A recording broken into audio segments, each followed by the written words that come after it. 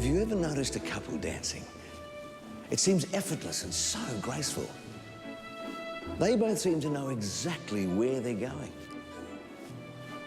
And I don't know if you've ever had dancing lessons, but it's a lot more difficult than it looks. There's a constant tension between the two individuals. And while they're moving in the same direction, individually, they're moving in very different ways, but in ways that allow their partner space and room to move. It's been said that dancing with the feet is one thing, but dancing with the heart is another. The dance of relationships is an interesting way of thinking about the dynamic movement that happens in any relationship, particularly a marriage, where two people are living together, sharing their lives together, and you get these two forces at work. I think a dance is a wonderful metaphor for a relationship, because when I take one step, my partner has to take another step. When she takes a step, I have to take a step. So I think it's a very fitting description for what happens in a relationship, the interdependentness and the connectedness of the various behaviours that we practice in a relationship. So what I do really impacts what my partner feels and in turn what my partner does, and vice versa. I think another reason that this is a really helpful metaphor is because there are two forces in a relationship that we strive to keep in balance. The forces of togetherness, our need to connect, and also the forces of separateness, our need to still be our own person and not to lose ourselves totally in the relationship.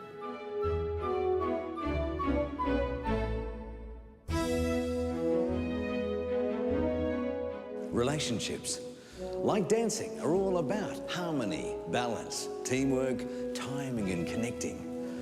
I asked Professor David Olson from his research into marriages and families, what are the three keys to maintaining a good balance?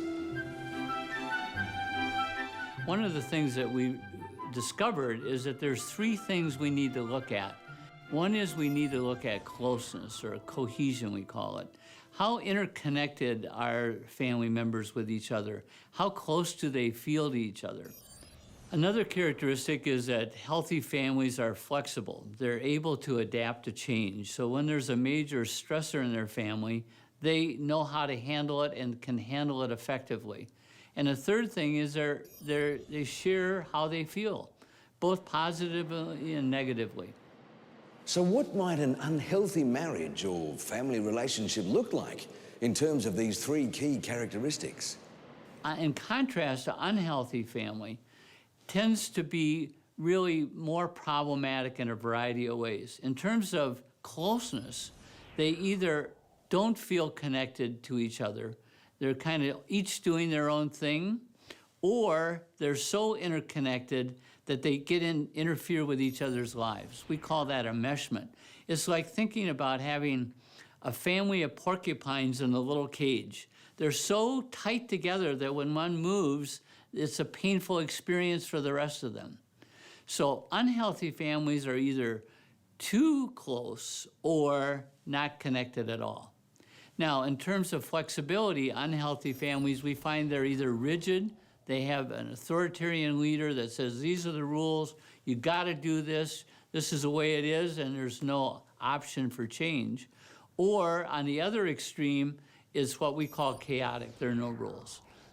Family members do what they want. And so unhealthy families tend to fall at those two extremes. There's either too much rigidity or chaos. And then thirdly, in terms of communication, their communication is not good.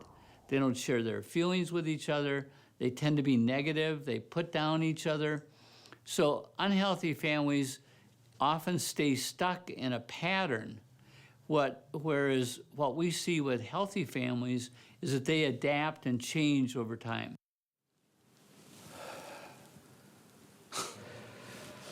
When you've grown up without a balance between closeness, flexibility and good communication, it's no surprise that this could also occur in your own marriage and family life.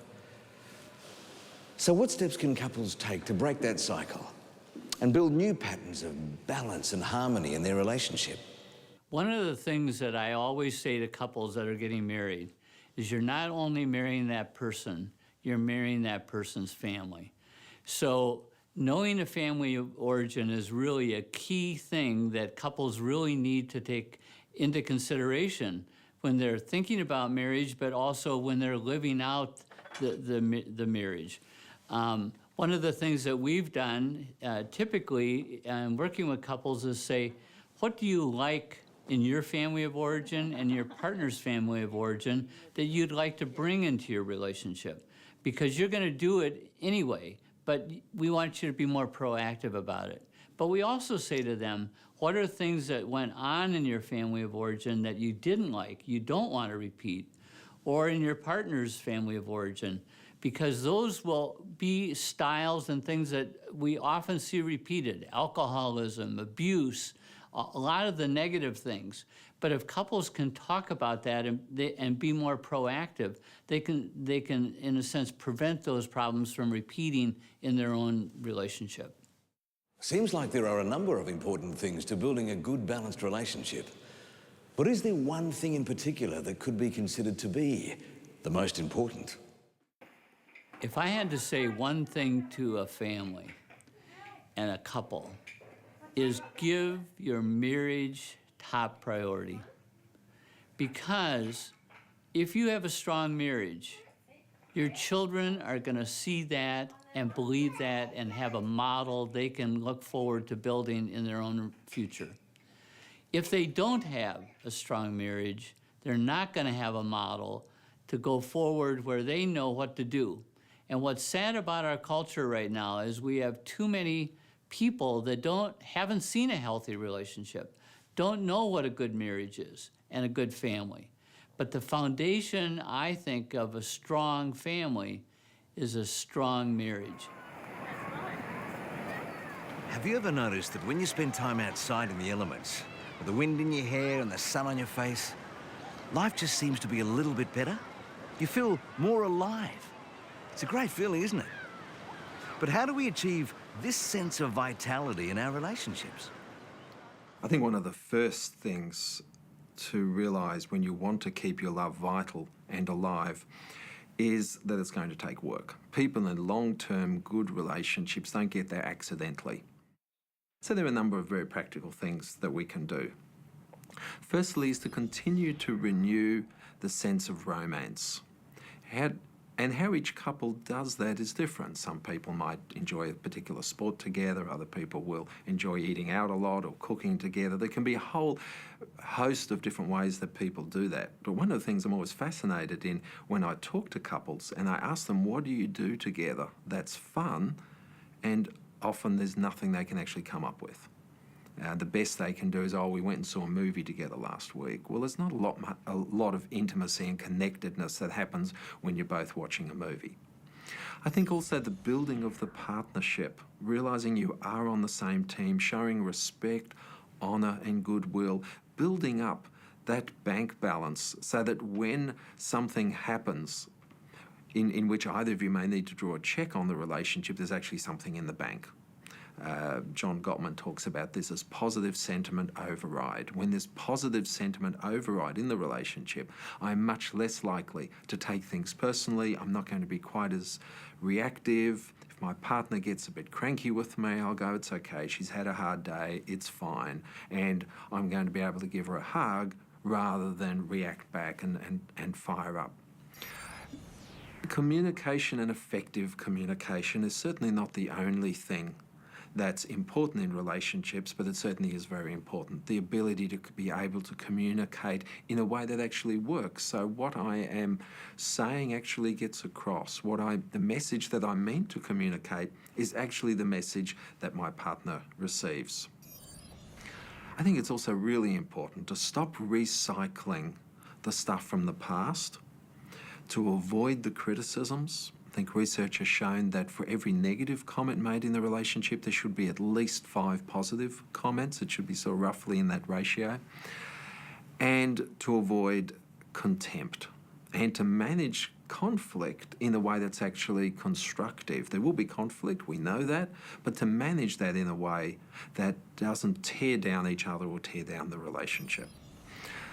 I think another really important thing is the promoting of emotional support. How can I let my partner know that I'm there for her? How can she let me know that she is there for me? And do we have a number of ways that we do that? Are we in sync in how we do that? I think another important aspect is to keep the sexual relationship interesting and creative. I think the biggest problem that I see in marriage when it comes to sex is that it gets boring and people stop having sex and having that connectedness because it's become boring, it's routine. Same thing, same time, and a lot of the enthusiasm and energy and creativity that was put into the sexual relationship early in the marriage is no longer put in, it's no longer invested. And off he went. When we first had kids, I don't think we were very good at keeping our relationship strong. I think we got caught up in the desperate need of a baby and, you know, for their parents' attention and you know, just the general needs that an infant has. I think in many ways we were serving the needs of our children in the early days, but we were basically just partners in this job that we had to do rather than a couple that was on the right track to staying connected. But even back in those times we heard about having a date night and all that.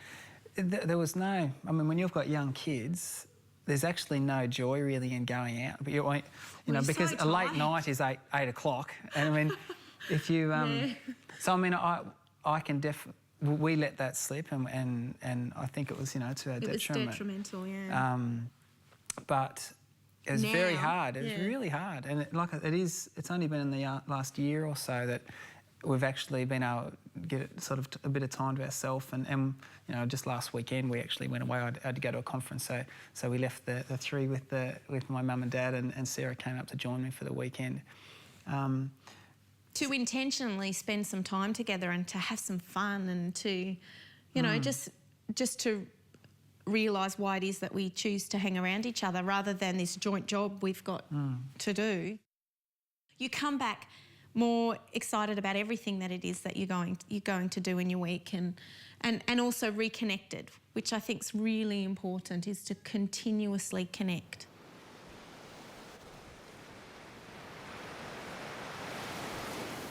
Sitting around the table. It's something we had to do as a family, like a family chore, you might say. And as we got older, sitting around the table became something we looked forward to and I suppose symbolised part of what and who we were as a family. Looking back, it's become a family ritual. And now when we get together, it's almost automatic. Sitting around someone's table, talking, laughing. So, are family rituals important? I asked Jenny Brown that very question. Family rituals are considered very important to family cohesiveness, family tradition from generation to generation. Many people value the rituals around birthdays, around family holidays, around religious festivals, certainly Christmas and Easter time. And they do serve an important purpose of giving a sense of being part of the threads of the generation that have gone by, part of something more than just travelling in present time. And the bringing together of rituals from two different families into a marriage and into a new family can bring great richness. My family growing up was somewhat chaotic because I come from a very large family. There's 5 girls in my family plus my mum and my dad. So it was a rather chaotic background. So rituals in an organised sense, I don't feel we had a huge number of organised rituals. In saying that, I know there were a lot of casual rituals that occurred. One big one that I've taken from my family life is reading to my children in the evenings before they go to bed. Obviously, it was a winding down thing that my mother particularly, and my dad on weekends, used to wind us down before we went to sleep. And it's something that we've also adopted. But it's become a really special time because it's quiet, you know, the kids are sitting in your lap, You're reading stories that they've chosen, and I love children's books because I'm a primary teacher. So it's also, you know, fun to read all of their books. He yelled. I've enjoyed being part of that process because my reading skills have actually improved somewhat. So no, yeah, my family are much the same. I don't think we didn't have any organised rituals, and it's funny when we talk about, you know, you hear that healthy families are those that have these rituals. Once again, it sort of fills me with this sense of angst and guilt almost. So much of parenting is filled with that, I find. When it comes to having a healthy family life, it seems there's a lot of things that are important. Good communication, having fun, family rituals, and maybe most importantly, the health of the relationship between the parents. But how do we do this? How do we check up on our relationship? How do we measure the satisfaction of our emotional, sexual, and physical needs? In the U.S., we have checkups for our cars. We take it in and get an oil change. We get a dental checkup. But couples don't do anything for their relationship. So what we're proposing is that couples on their anniversary think about doing a couple checkup. Look at your relationship. Look at what do you have as strengths in your relationship that you can build on. And what are the good things you did in the last year? But also, what are some of the things that might need improving, that you each would like to have better in the relationship? And so doing a little checkup like that can really help build a stronger relationship over time. I think the idea of having a regular marital checkup is an excellent one. Most of us who are in couples counselling really believe that most of the couples that we see come to us 2 to 5 years too late. That if they had come 2 to 5 years earlier, it would have been a lot easier for us to be able to get the relationship back on track. There's something really exciting about dancing nice and close. The tension between two people, separate, yet moving together, moving in the same direction. I think the quote I mentioned earlier sums it up. Dancing with the feet is one thing, but dancing with the heart is another. The more energy you put into it, the better you get.